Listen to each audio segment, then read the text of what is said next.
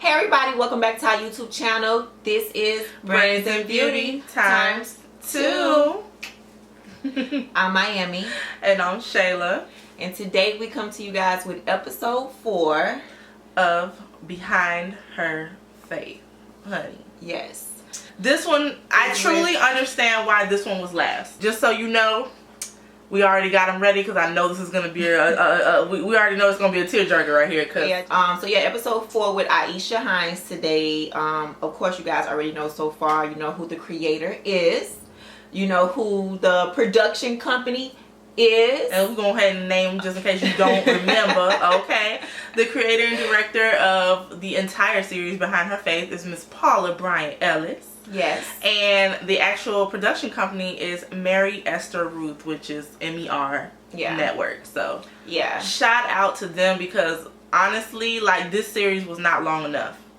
Yeah. It needed like 4 more, at least 2 more people. Yeah. So I'm kind of sad that it is coming to an end. For now. Yeah. In the name of Jesus, for now. For season 1, of course. For season 1.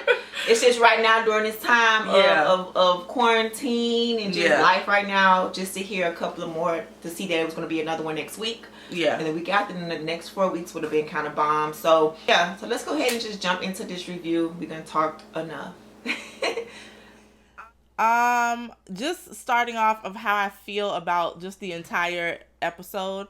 Aisha Hinds, again, I was aware of her in some of the films and some of the shows that I've seen her in, like Underground, Medea Goes to Jail, Behind Her Lights. I remember her in that. Shoot, doggone Hawthorne. Hawthorne. I forgot about that. Girl, I remember Hawthorne when they did the TNT salon preview and they had contacted me to have like the salon preview for Hawthorne. And it was like a big thing. So yeah, like she go back like years. Yeah, that's good. And right now she's on Fox 911. Yeah. That's a really good show too. Just in case you haven't checked that out. She has had a great full length of years of being an actress. Yeah. And has played kind of some similar roles, but a lot of different roles as well. So one thing's for sure, she always plays a powerful woman who knows. Yeah, she does. Yeah, she does. You know, she's not afraid to speak and do her thing and be strong characters too. So we already, if you've watched the series, you know what essence of what was behind her faith. You know what was behind Niecy Nash's faith, and you know what was behind Angelica Nwandu's face, which is the CEO of Shade Room. Yeah. Behind Aisha Hinds' faith is the testing, honey. She of said, her faith. The testing, good Lord. And if that has never reigned a truer statement. Like we always say, I mean, a lot of people say the testing of your faith determines your faith. Yeah, straight up. You know what I mean? Yeah. Like, for real. Like, I just loved how she opened up the series with that. And she started out with James. A scripture in James, they're talking about counting on your joy and, like, all of that. Like, just her entire... how she had flowed through this whole episode. And I know it's only been a couple of, like, 20-something minutes. And I wanted her to get into a little bit more at the end. Yeah. But how she flowed and how everybody had, how the producers had chopped it up was, it flowed amazing. Yeah, it did. It flowed amazing. I was just like, when it was all over, I was just like, well, not even when it was over, like during the middle of it, I was like, don't tell me I have sat here and also attached myself to another person in their story. Yeah. Yeah. Like, relate. Like, yeah. I didn't think I could relate to every person. But that's what's so powerful. No, I know. That's crazy. Like, I related to every person. Like, this is crazy. Like, and I had to start crying at the end because I'm like, how you got to Christ? Like, yeah. You know what I mean? Like, I had to start crying because I remember how. Yeah. And they haven't asked nobody else that. No. I noticed that she was the only one who got that question. So when she said it, I was like, I wonder what she gonna say. Cause I know mine. Mine is, some boyfriends. You know what I mean? And when she said it, I just automatically bawled because I'm like, oh my God, like I relate too close to everybody in this series. I ain't gonna start now. I know how to play back. You see it's already starting and we ready. But okay, let's just start. We all over the place. I'm thinking about so many different parts of her story. So let's stay focused because her story. So I'm gonna just start with her teacher, right? Okay, yeah. Her tap teacher telling her that she would basically, in so many words, you're meant for more, right? Yes. You need to be doing other things, like this ain't it. You know what I mean? She planted the seed, yeah, and didn't even know it. Yes. Yeah. And it made me relate to my own life because it made me think back to high school and not having a certain type of female figure in my life. Like my grandma was like one of those type of female figures. But having a certain figure in my life that told me what I was supposed to do and how I see you. And not supposed to do like I'm supposed to just do it. Just nobody didn't tell me that in my house and in my family. You know what I mean? So to have those people, those pivotal people sent by God, planted it, sent to you by God to tell you some things that you need to hear that will speak to you and hold to you, like she said, like she would never forget it. Like those people are so just sent from God, man. And it just made me think of how many people along our ways just in our life who are sent and planted by God along our journey, and how everybody was certain people, because some people you're not gonna remember, but so how certain people are really sent and are messengers and help you detour yourself. They're like the people in the street with the detour sign, like, okay, go this way. Like certain people are planted in our life to take us on our journeys, like to turn us.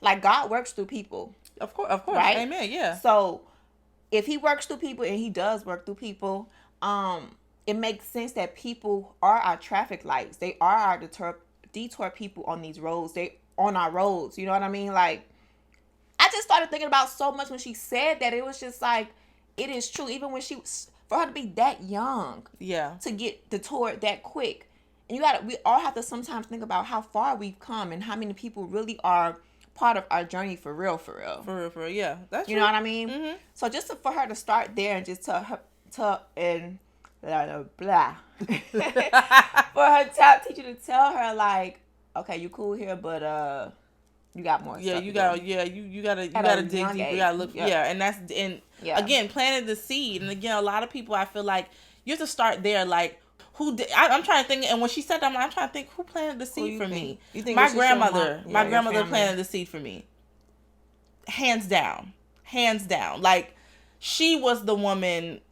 When I think back on her, she passed when I was in high school. Yeah. But just thinking of from my grandmother actually raised me when I was first born.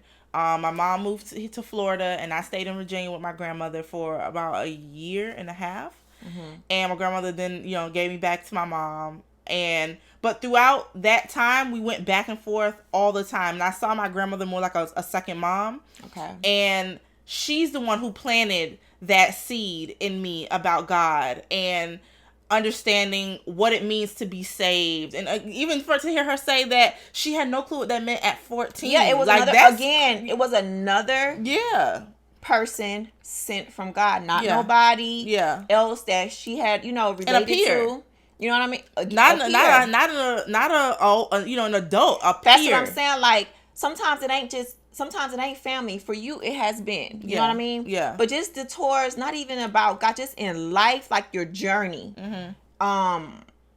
Just the people that he sends. Like, that was good you brought that up because, it was a teacher. Then it was her peer. And then Lord knows what else. Of course, the guy was the one who introduced her to God, period. Yeah. From what she said, You know what I mean? And then she got in touch with the peer who told her what that stuff was. About being saved. So, like, everybody who was not a part of her life was still sent and placed in her life. Yeah. Like, that is just so major because people who feel like they don't have family, and I know how that feels. When you don't have... Not even that, because you have family. Like, at one point, I also thought my family was the doggone Huxtables. I thought we had a great family when I was younger. But when everybody started to die off, like, things just... The dynamic changed. The dynamics just went far left, huh? Yeah, can't even say no words.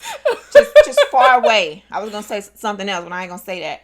But I thought my family was like cool. Like I thought, everything was going good, and then these deaths, like every matriarch in the family, like on all sides, just started to fall. Like everybody just started to leave, and to realize, like, dang, I don't got no family like that. But then you have to realize, okay, but not even if you don't have, say all this to say, if you don't have the family, God always sends people who are not of your family Yeah. to still deter you and be there for you and still love on you and care enough for you to say certain things to you that would make you go, turn, no, yes, absolutely not, here, there. I'm starting to sing, but it's true. Yeah. Like, even when she said after 2 years, 2 years after she got saved, she was 16 and she got shot. Just being a bystander on somebody else's mess. She was a bystander and she ended up getting shot, and she didn't understand why this was happening to her, and at one point she felt alone.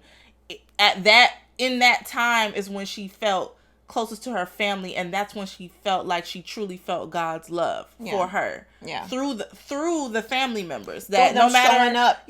through them showing and up other for her. people too who just came. Just she learned how it was to, like you said, learn over to identify what love was. Yeah. She got to identify what love was when she was at her lowest of her lows. Oh, yeah. You know what I mean? Well, at that point in her life, yeah. Yeah, if her life, because she was only 16. But she didn't recognize it as her life had been saved at that.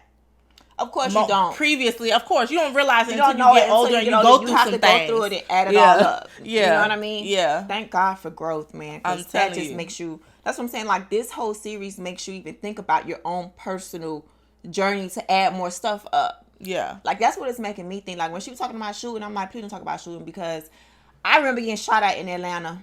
And when she said her life was saved, like, not like saved as saved. Oh, sorry, I touched you. But saved like her shirt. Okay.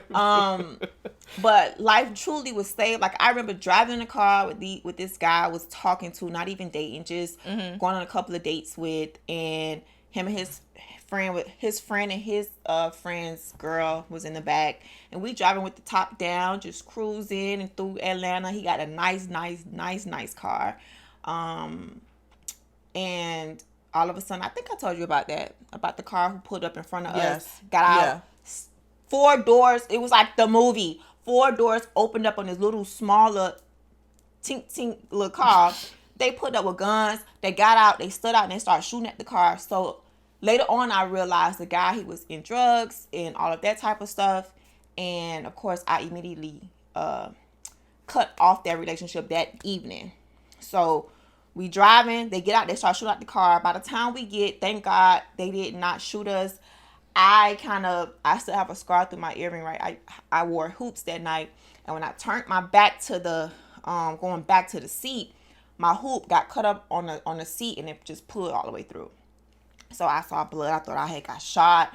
We pulled over. We had got like so far away. He just zoomed off. He actually drove through that very well, because if he did not drive through that very well, I probably would have got shot. Everybody else would have got shot. Who knows what would have happened. Death, anything. So we get out, we look at the car, and the car on my side had a couple of bullet holes. I had 2 bullets on the floor by my feet. But on the side of the car were bullets. And I'm starting to get flustered because,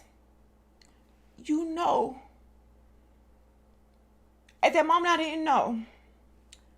My life was spared. It's no way possible. I wasn't supposed to get shot that day. Yeah. You know what I mean?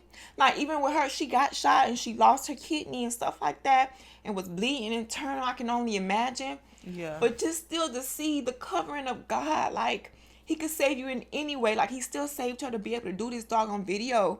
You know what I mean? Just so she can see her whole journey and share it with us. Like, he just saved my life in that moment and many other times as well. But just when she was talking about getting shot, man, I was just like, man, the hand of God is real, dog. Like, you know what I mean? Like, I don't know. So, slide that. Let's go. I think when she talked about when another time she was spared going to work. She said that at one point when she worked in New York and she could actually see the Twin Towers. So 9/11 was another big transitional moment for her, because she realized could have been there. Yeah. You know what I'm saying? Like, she saw the planes, the first plane, I think she said, go really close to the building, and she thought she didn't even put two together. She was on the phone talking to her friend, trying to figure out how they were going to coordinate getting to work. And when they saw the smoke, it still didn't kind of register that it was the plane that she literally just saw. Yeah. You know what I'm saying? Like, she could have been in New York City, close to her job, close to all of that. You know what I'm saying? Just that's how close she was. You understand? So it's, again, another moment. And I think a lot of times we bypass and think, oh, you know, that was just nothing. That was just, you know, no, nothing. It's just nothing. It's just by chance that didn't happen. You understand what I'm saying? There, again, God has a hand in every part of your life, and even when you don't see it. Exactly. He was there. You know? He always put use to every single thing. Like that thing right there helped her turn her life and take her behind to LA. Yeah. Like, that was the moment. Like, if it wasn't for the planes, I don't know if she still would have went. She probably still would have went, but she left right after that, I believe. That was the driving force. Yeah, because she was sick of doing no little regular job. She was over her job. She said she didn't even like the job. And she just went after what she, I'm going to go after my dream. I'm going to do what's compelling me to do. What my life I feel like is compelling me to do. And she went for it. And so she moved to LA even after... What scripture was that? I can't remember the scripture, but she read a scripture, and it basically, I think in a nutshell, said that she was that this is not gonna be easy. That there are going to be you are going to go through hardships, and not if, it's when. It's going to happen. Yeah. But still do it anyway. Yeah. You're compelled. Your life and your calling is compelling you to do it anyway, because there is something so much greater waiting for you on the other side. Yeah, and not even you were born to do that. I need you to be a part of this and do that. Yeah. You know what I mean? Like, she talked about how she makes people happy now, and the things she does now, and the things she pours into other people's lives the way because of her career. Yeah. You know what I mean? From taking that chance and taking that leap on herself. And then remembering the seed that was planted. Like, that was also, like, when you're going through these things and you don't know, like, okay, something, yourself, the spirit, of course. Mm-hmm. I was going to say yourself, but the spirit will tell you, okay, like, spirit probably told, okay, it's time for you to go. You know what I mean? It's time for you to go ahead and go. And she got the inkling to go ahead and think about even moving. But then she had to actually think back and say, I remember my top teacher told me I was meant for more. Like, those little nuggets will come up and help you push your butt to where you need to go, because you get remembered.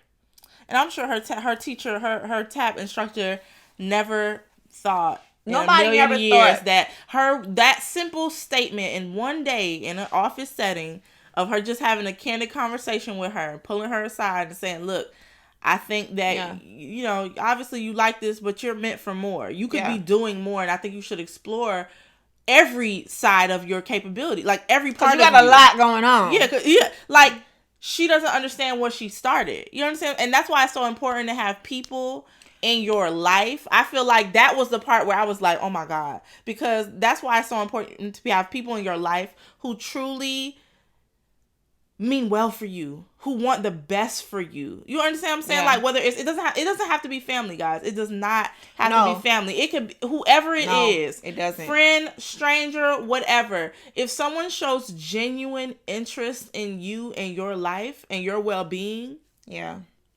my God, like, that's truly all you need. You need those people that help and to remind you what you're capable of, because we all tend to question maybe sometimes our abilities or what we're capable of doing. And that's why God places these very pivotal people in your life at certain points, because he knows you needed that word at that moment. Yeah. He knows you needed that friend that gets you through that time. It's crazy. But you know what too?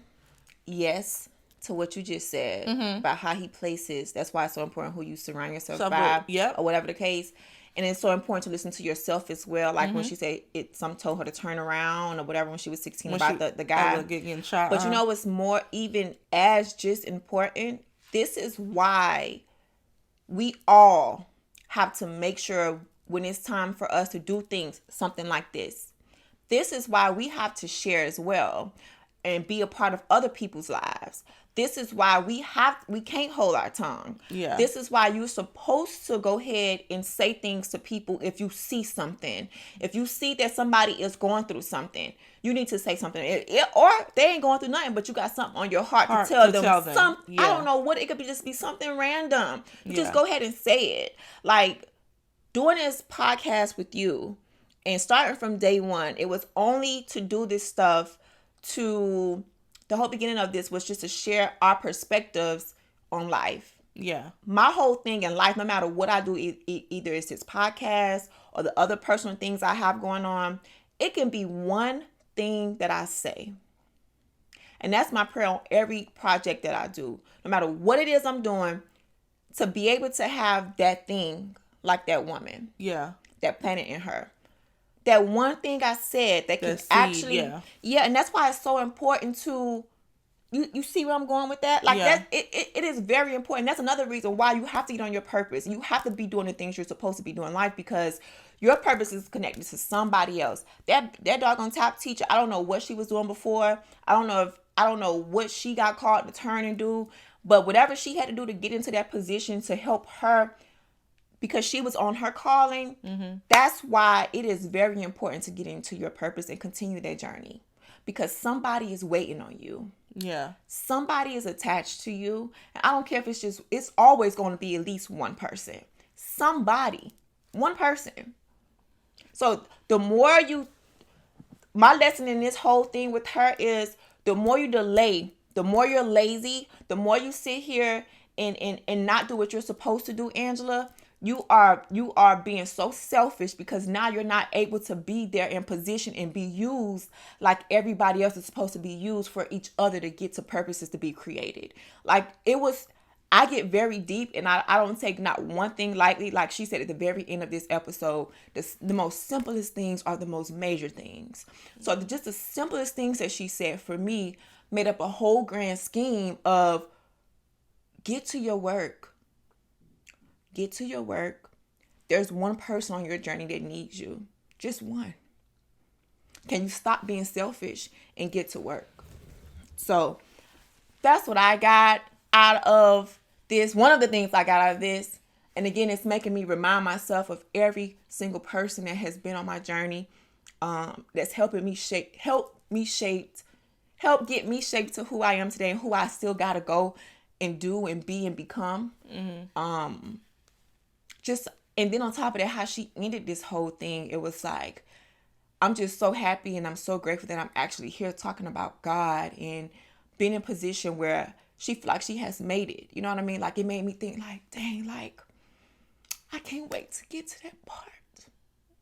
To feel like I absolutely have done so much. And I know it comes with age too. But just to be like how she said, like, and of course, I know her life isn't perfect. But for her to end this whole thing with, I'm doing exactly what I love to do. Yeah. And I get to sit here and still talk about God and like all of that. Like, and that there was even a platform or a space for her to be able to do that. It, but still feeling complete within her world and in her life. Yeah. And in her journey, for her to say that right now at her age, it's so hopeful to me. Yeah. You know, because there's so many things that I still want to do. Yes. Yeah. There's so many things that I know I need to do. And I know something is telling me I have more. But for her to say that end part was like, dang, she's really living in what she's complete kind of. And I know she's not like verbatim because nobody ever is. But for her to say that to me was just hopeful. And it only spoke to me. I probably didn't speak to nobody else. Nobody else would probably hear that. But for me, I heard that. So. Okay, recently, I think her story was, she actually talks about, which I think people are afraid to do sometimes, especially when you're a believer.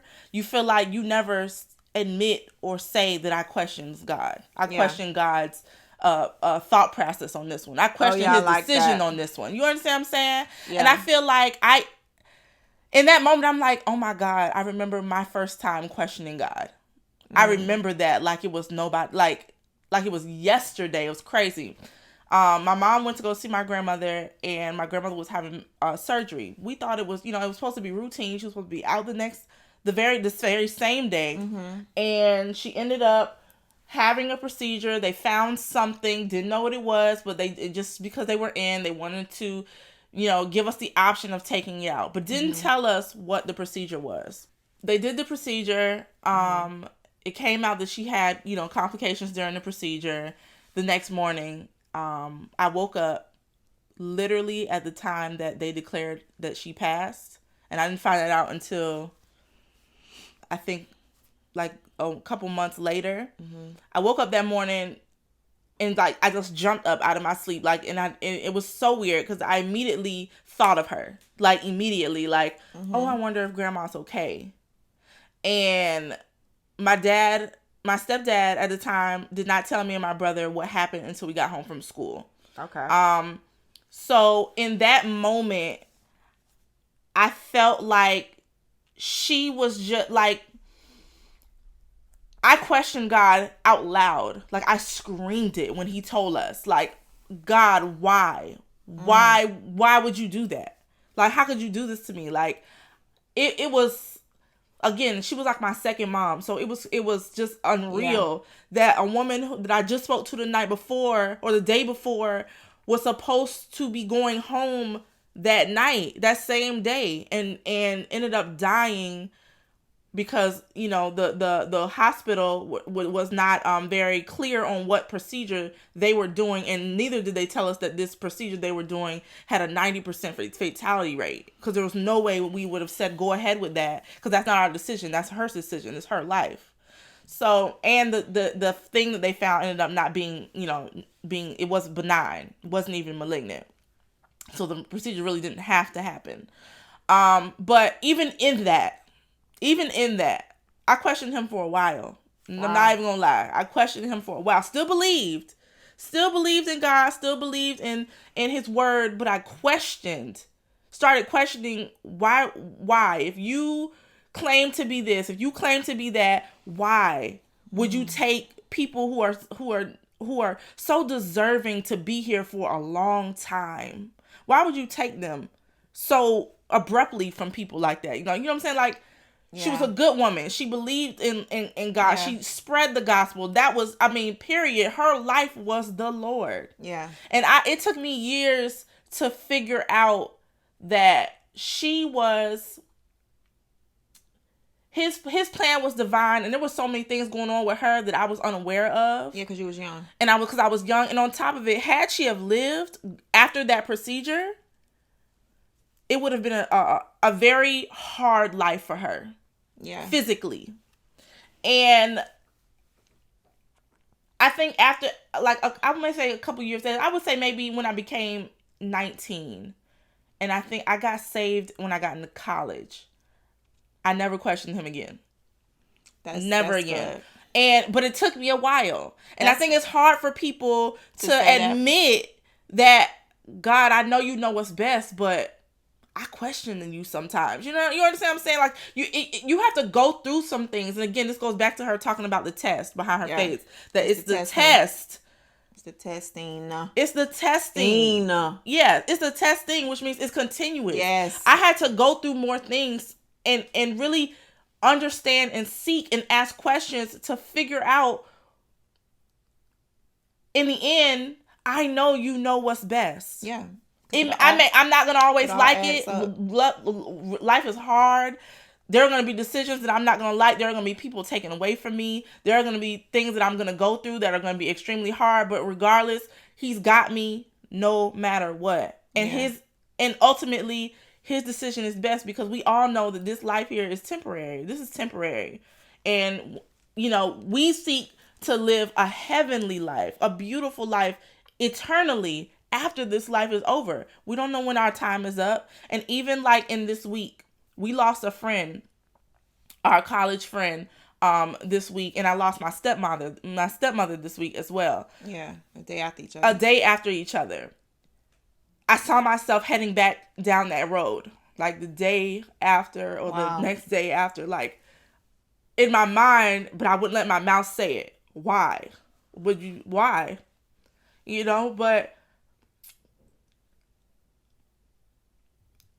I know his plan is divine and his plan is greater than any plan that we had. I know that those people that I lost they made the impact. The same impact that she is so happy and blessed to be able to be making today. One of them in particular made that kind of impact on his entire community.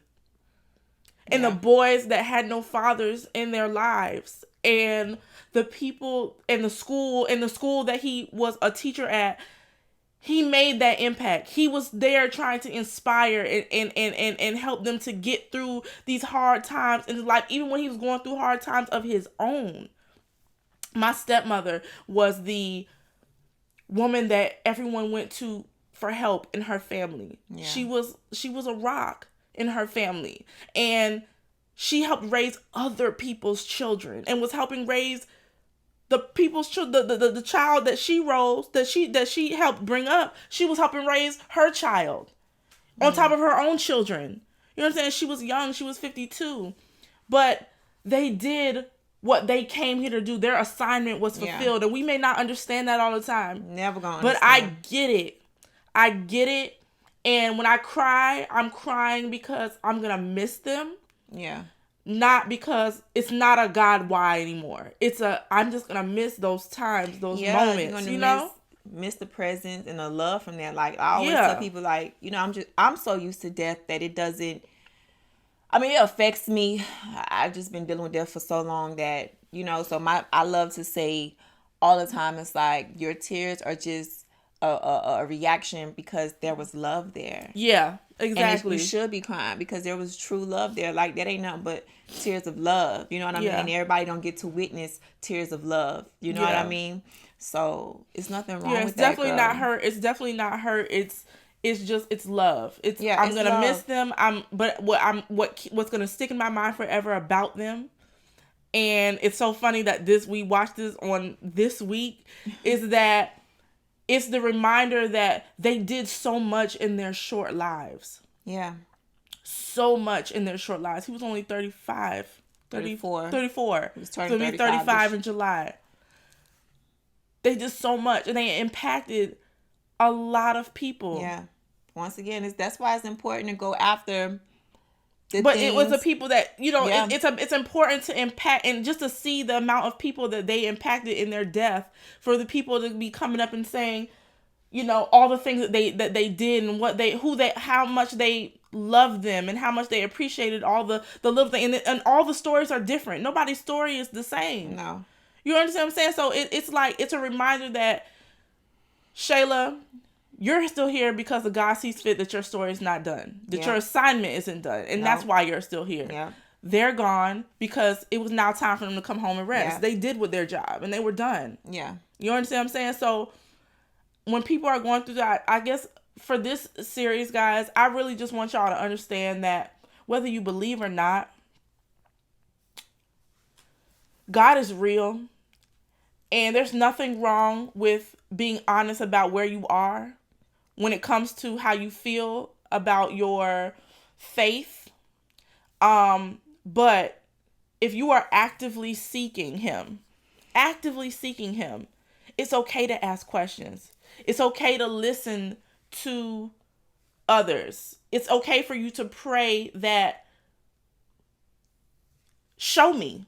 To simply ask something like that, just show me. It could be just as because I'm lost. As that. Yeah, you don't have to have. I always say you don't have to have. You don't have to have all the answers, and you're not going to scroll it down and you just go over this whole prayer of this. No, it could be just as simple as it needs to be, so that you can get through and grow through the things you're supposed to.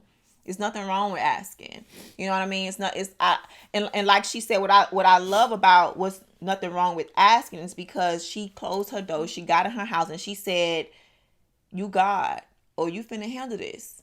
You can handle this. You can handle me being upset right now. Yeah, but you can handle this. 'Cause I got some stuff I need to tell you. Yeah, you know, like." I think the more mature we get into our Christianity and our relationship with him, you know, we don't see us doing that, but we all have those times where we have to sit there and question. Like, but I love how she said it. Like, God, you can handle this. You're gonna be okay. And then for her, after that, then to see him still have so much grace and favor and mercy in her life, over her life, yeah, that too was part of the testing part. Yeah. Because that's how he really comes through and just show, like, daughter, it's cool. You're my daughter. Like, you my, like, I already know you. Mm-hmm. And I'm I already know where you go. Yeah. Yeah, I already know what you was going to come handle. So, yes, I can handle it. And I'm going to show you how much I'm going to handle it, too. And like and she how said, much more I'm going to be in your life. You know what I mean? Like she said. And show out, too. He met me where I was. I was not there. When her father passed, she said that is when she truly, truly questioned God. Like, because she couldn't believe that she was unprepared. Yeah. For what she was about to face in her career, in her life. Yeah. And she was unprepared to lose him because he was just starting to get his life back together after being homeless and being on drugs. Sometimes that's how it's just so freaky like that. I have to use freaky because that's the only thing I can say. I don't want to use another word that's on like my belief. I have to say that junk just freaky because sometimes it is like that. Like things could just be going and then all of a sudden it's just like boom. You know what I mean? And shoot, I think the only time I had a questionable time was when my family just went haywire and just went crazy. I felt like, dang, am I Joseph? Am I the new Joseph in this world? Because I feel like I am alone. And not alone because there's nobody on this earth. People are on earth, okay? And feel alone within a family. And everybody knows the story of Joseph. I was like, Lord, like, why am I being like, why am I sitting here? And I never questioned God about no death. Like, that's one thing that I personally can't relate to. And that's fine because we all relate to certain things. You know what I mean? I don't remember questioning God on death. Even when my mom passed, I was just like, I remember right before that, I listened to a sermon with my pastor. And he was just telling me how this was before she even got to the hospital. I just remember that sermon at the moment of that time. He was like, you can't be selfish because if they stay here against their will and their time, now you're trying to become the God and have time worship you or something like that.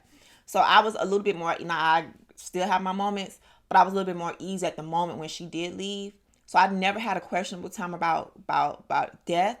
But man, being a Joseph, that was the only time I questioned. Yeah. Feeling like, why is my family like not how I used to be? Or why my family can't be this? And why do I feel like this, that, and that? It was just like, it was a questionable time. And it's just been a journey on that still. You know what I mean? But I know it all works out for the good, as we can see in this story on this episode. Every piece is so pivotal because it always comes together and works out to continue forward. So I don't know, this thing was just so good. Even the whole thing about who led you to Christ, like, that's why I look forward to having faith to look forward to my husband, because not every guy I talk to, but every pivotal guy, well, not because one of them wasn't that pivotal, but he was pivotal because he introduced me to a different pastor. You know what I mean? Which helped molded my journey to who I am today. So my first boyfriend introduced me to Creflo, and the whole Baptist side of it, because my mom was going to Episcopalian church when I was growing up. So I never had that connection. Mm-hmm. I never cried in the church. When my first boyfriend took me to his church, his dad was a deacon. He took me to his church, and I was in 10th grade or maybe 11th. I went to my first boyfriend's church. I'm a young girl. Yes, I know God exists because I hear my mom talking to God. I know the word Jesus. I know all of that. And I'm sick. I know about this. You know what I mean? But not no. Not no. I go into his church. Midway, girl, I'm bawling. I'm like, this don't happen in my mama church. Yeah. This don't happen in the Episcopalian church. But when I went to that Baptist church, I don't know, something just woke me up. And I got on this whole journey. Went to college, child, I used to go out of town to go see Creflo. Like, I went on a whole new journey. And that's how I saved my life too. Easter 2007 was my year. I walked down there and said, I officially, Jesus is my savior. He is the Lord of my life. Again, I don't know something about Easter, I guess. Some going on about Easter. Easter's very pivotal for everybody's walk. But yeah, just to know that these guys, the next guy introduced me to praying over my food. Wow. I know that. Wow. Mm-hmm. The other guy introduced me to Joel Osteen. And I was like, I ain't listening to him. But everything along my journey was attached to this God. That's why I say I cannot wait. My faith is holding on key to my husband. Because when my husband comes, it's going to be something about that that's going to take it over. Not to say it still can't be done with just me and God alone. Yeah. But I know picking up my little pebbles, I know what that means. And whoever that's going to be, bless you. Sorry. Whoever that's going to be is going to be a pivotal, another detour in my life on my journey. So yeah. I think again with this episode, guys, we have not said everything that she said. We really want you to watch it. Yeah, because it's so much. But at the same time, I think the whole point of this entire episode was basically to always remember that one, he meets you where you are. Yeah. Period. He meets you where you are, wherever you are in your walk and in your life. He meets you right there. You are good enough you don't have for to him. You are good enough for him. Exactly. Right now. Also, it also teaches you to everybody in your life is there for a reason, and when they leave, they're also there. They're also not there for a reason. Mm-hmm. Either their job is up and they're no longer necessary in whatever their impact is supposed to be in your life. Yeah. Or you just have to remember that to be mindful in the people in the company that you keep. I think that was also important. Yeah. To remember that it's important. She knew exactly who to call when she was done with believing in prayer. Yeah. When she couldn't pray for herself, she knew who to call. She knew exactly who to call. So that's important to know who is who and why they're where they are in your life, whatever position that is. And it's okay if some people have to be removed. You know what I'm saying? Or just not called at all. Or not called at all. That's cool. That's fine. Mm-hmm. I think it's also important to understand and remember that you have a greater purpose, and whatever that purpose is, you should be actively seeking it. And if you're not, you got the hint, and you need to just start pending and understanding how important your purpose is, and your position is just in life, period. And how can you impact someone else's? Because again, you are here to impact others. Yep. It's not just about you. It can't be. You are here to impact somebody else's life, whether it's hundreds of thousands of people or 15 people or just one. You are here to impact somebody's life. Yeah. Figure out what you are being compelled and called to do and actively seek it. Yeah. Just start doing things that talk to your heart. Yeah. That's all I know to do is just keep doing things that talk to your heart, and you just keep doing it. It will lead you there. Yeah. You know what I mean? And to piggyback off of you, the thing too to remember on this episode and completely on this whole series, is to be open to people speaking into you who are called to talk to you on your journey. Yes. When you feel like you don't have nobody. Mm-hmm. For those people out here who feel like they don't have any family, who feel like they are so alone, trust me and believe, and I can attest to that, and I could be a testament to that he would drop people off at your door. Mm-hmm. Not literally, because they may be a little crazy if you just met somebody at the door. But he would drop them off, packaged in a bow for you on your journey, and I can attest to that. Be open to your friends who are around you if you don't have much family. Be open to, it could be just a stranger out in the street. It could be somebody who you work with. It could be somebody, just anybody. Just be open to that. You know what I mean? And be discerning, but be open to that. Because that could just be God given to you. And don't be afraid. Don't be afraid of a journey of hardship. Don't be afraid of questionable things that happen, because it's going to come up. Mm-hmm. Jesus, they're going to come up. Mm-hmm. And just keep your eyes to him as close as you can, no matter how much fire you are surrounding yourself. No matter how much fire is around you, just try your best, your absolute best, which is going to be more than enough for him, to just keep your eyes on him. And just know that he going to bring you out. He just needs you to use what you need to do and do what you need to do and say And what do you your need to part. say and do your part. Yeah. And he will figure it out, and you'll be able to come out and see and look down that road and say, dang, look how far God brought me. So that you can use that to push forward to the next thing you're gonna face. You get to use all of that stuff as ammo to get through the next thing, and get through the next thing, and get through the next thing. And everything you go through is gonna be easier, like even Shay said. Like this process, because she witnessed her grandmother's situation, going through this situation, got her a little bit stronger to deal with death. And when she has to face down the road, many years to come, when she has to face her mom passing away and her other dads passing away, she'll be even stronger to get through that, because it's going to come. You know what I mean? Yeah. So everything is work to use for the future. Everything that she said is you're being tested. Yeah. The so test your faith, is the testing that grows you and yes, helps you to become who you become. Again, yeah, guys, it produces faith. So this series, just, man, we want to thank Paula Bryan Ellis for, one, having us on your podcast for episode 3, 2, for creating such a beautiful docuseries. Seriously, like we need more shows like this. Yeah. Period. Yeah. We know this is not it for you. We know that this is just the beginning. And we thank God for have placed you in our life, that we met you, and that we really hope, and we're praying that this becomes much bigger than we all expect. Yeah. Truly much bigger than we all expect. We thank everybody who was chose. Yeah. And people who did not agree. We thank y'all too, because these 4 had to be the 4 to set the platform and the foundation to move forward. And these 4 supporting to everybody who has watched this, because it was only supposed to be these 4. Yeah. So it makes you say, over all of this, thank you, God, for using everybody. Because he done put this together the way he's, you know what I mean? Yeah. He done orchestrated this thing to be so bomb. It had to be these 4 produced by Miss Paula You Bryan know what Ellis. I mean? Uh-huh. To be able to get picked up at a time with the UMC, then to get to the... I mean, you see how he was all through that.